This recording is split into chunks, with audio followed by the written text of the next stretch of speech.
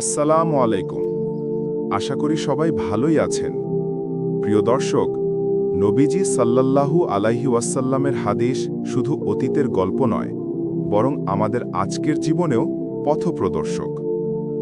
আজ আমি আপনাদের শোনাব 5টি অমূল্য হাদিস, যার প্রতিটি আমাদের জীবনে আলো ছড়িয়ে দেবে ইনশাআল্লাহ।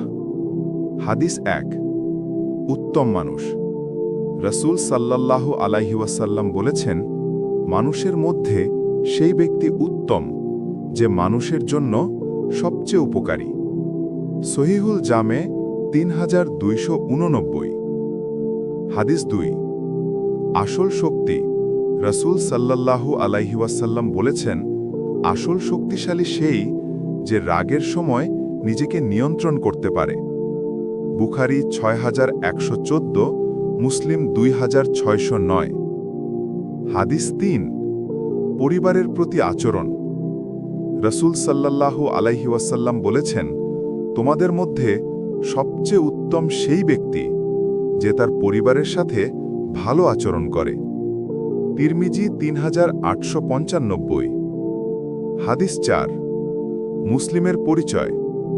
রাসূল সাল্লাল্লাহু আলাইহি ওয়াসাল্লাম বলেছেন, মুসলিম সেই যার হাত ও জবান থেকে অন্যরা নিরাপদ থাকে। বুখারী 10, মুসলিম 40। হাদিস 5। ছোট কাজও বড়।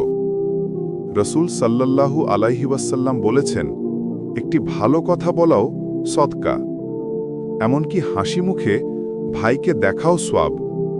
বুখারী 6021, মুসলিম 2626। প্রিয় দর্শক, প্রতিটি হাদিস আমাদের জীবনের জন্য আলো।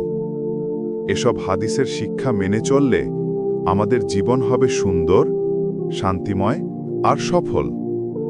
আল্লাহ আমাদের এই হাদিসগুলো অনুযায়ী জীবন গড়ার তৌফিক দিন। আমিন।